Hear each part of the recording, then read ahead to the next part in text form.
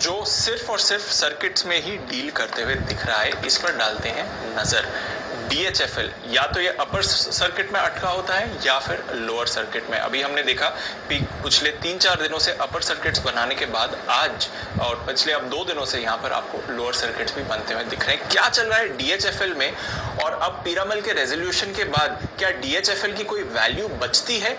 क्या करना चाहिए एग्जिस्टिंग इन्वेस्टर्स को? ये पूरी रिसर्च करके तैयार है देवांशी बताइए, DHFL में एक्शन क्यों हो रहा है? अगर पीरामल का रेजोल्यूशन है तो इस स्टॉक में क्यों इतना एक्शन हो रहा है? बिल्कुल दीपांशु, ये काफ़ी इंटरेस्टिंग है और हम पिछले 2 महीने से ये स्टॉक पर फोकस कर रहे हैं। DHFL, सबसे पहले मैं आपको बता दूं कि हाल ही में NCLT से भी इनको परमिशन मिल चुकी है, जहां पे पिरामल इन्होंने जो बिड्स लगाई थी उसको मंजूरी मिल चुकी है, यानी कि अब DHFL का जो टेक ओवर है वो पिरामल एंटरप्राइज कर लेगा। 37,000 के अराउंड उन्होंने बोली लगाई थी, इसको मंजूरी मिल चुकी है। आने वाले समय में जैसे रेजोल्यूशन एग्जीक्यूट हो जाता है तो पिरामल इसको मर्ज कर देगी अपनी फाइनेंशियल कंपनी में, ये DHFL को। अब इन्होंने बहुत ही क्लियरली रेजोल्यूशन में ये कहा था कि DHFL के जो शेयर होल्डर्स हैं उनको जीरो वैल्यू मिलती हुई दिखेगी, लेकिन इसके बावजूद हमने देखा है कि लगातार अपर सर्किट पर ये स्टॉक ट्रेड करता हुआ दिखा था। अब देखिए, अगर पिछले कई दिनों में आप देखें तो इस स्टॉक पे एक बड़ी मूवमेंट आती हुई दिखी थी। केवल आज हम देख रहे हैं कि जो स्टॉक्स है वो लाल निशान के साथ ट्रेड करता हुआ दिख रहा है। अब इसमें इंटरेस्टिंग बात यह है कि जितने भी निवेशक हैं उनको लगता है कि DHFL की एक एग्जिट प्राइस इनको मिलती हुई दिखेगी और वो प्रीमियम पर होगी, और इसी के चलते DHFL में भारी वॉल्यूम्स में ट्रेडिंग होती हुई दिख रही है। ज़्यादातर ब्रोकिंग हाउसेस, ज़्यादातर एनालिस्ट, इन्होंने कॉशियस किया निवेशकों को, ये कहा है कि जीरो वैल्यू मिलती हुई दिखेगी और इसकी कोई सर्टेनिटी नहीं है कि आपको एग्जिट प्राइस मिले। इसके चलते वॉल्यूम्स कम हुए हैं, लेकिन लगातार इस स्टॉक में अच्छे गेन्स हुए हैं। लेकिन दूसरी तरफ अगर आप पिरामल में देखें तो जब से इस रेजोल्यूशन को मंजूरी मिली है तो पिरामल के स्टॉक में लगातार गेन्स होते हुए दिखे हैं।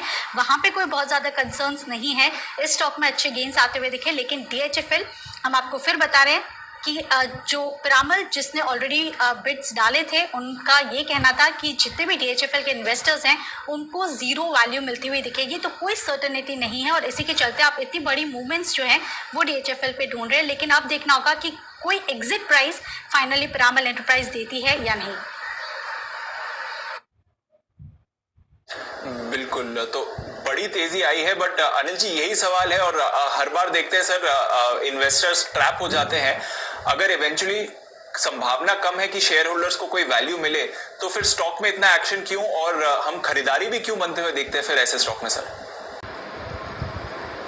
पता नहीं दीप, लोग बिना सोचे समझे खरीदारी करते हैं, इसीलिए हम लगातार 2-3 दिनों से एक कह भी रहे हैं, आगाह कर रहे हैं कि देखिए पीरामल एंटरप्राइज जो DHFL के एसेट्स ले रहा है और जो IBC के तहत जो स्कीम बनती है, आपको वो प्रोसेस समझनी होगी। और इस स्कीम के तहत इक्विटी शेयर होल्डर्स की वैल्यू जीरो रहेगी, इसमें कोई डाउट ही नहीं है। तो इक्विटी शेयर होल्डर्स के लिए कुछ बचेगा नहीं। लोगों को लगता है कि कंपनी टेक ओवर हो रही है, मैनेजमेंट बदल रहा है, अब पीरामल की कंपनी हो जाएगी, या कुछ लोगों को लगता है कि रुचि सोया की तरह या आलोक इंडस्ट्रीज की तरह इसके स्टॉक्स भी ऊपर हो जाएंगे। लेकिन अगर आप ढंग से इसके रेजोल्यूशन प्लान को देखेंगे तो उसमें साफ साफ ये लिखा हुआ है कि इसके शेयर ही खत्म हो जाएंगे, कंपनी डीलिस्ट हो जाएगी। ठीक उसी तरह से जैसा कि लक्ष्मी विलास बैंक में हुआ था, जहां डीलिस्टिंग के एक दिन पहले ऊपर सर्किट लगा हुआ था।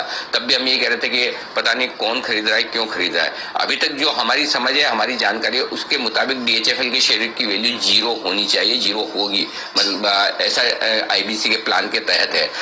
इस लिहाज से कोई वजह नहीं कि आप सर्किट लगा कर करोड़ों शेयरों का वॉल्यूम देखें, खरीदें। तो मेरी तो सलाह यही होगी कि जिन लोगों के पास DHFL के शेयर है उन्हें बेच देने चाहिए, रखने का कोई सेंस नहीं है। अगर कोई प्लान में ऐसी बात है जो हमें नहीं पता है या on the face of it नहीं दिख रही है, उसका तो पता नहीं, और वो अगर किसी इनसाइडर को पता है उस हिसाब से वो लोग खरीद रहे हों तब तो नहीं मालूम। बट अदरवाइज जो कुछ समझ में आया है, जो कुछ प्लान देखा है और जो कुछ भी अप्रूवल RBI की तरफ से, उसके हिसाब से तो इक्विटी शेयर होल्डर्स की वैल्यू जीरो है। तो उस लिहाज से कोई वजह बनती नहीं कि आप इस शेयर को खरीदें। DHFL को मेरे ख्याल से निकल जाने में समझदारी है बजाय खरीदने के। जी बिल्कुल सर, तो ये क्लियर सलाह है निवेशकों के लिए, जो भी एग्जिस्टिंग शेयर होल्डर्स हैं, ऐसे रूमर्स या न्यूज पर आके आप खरीदारी ना करें।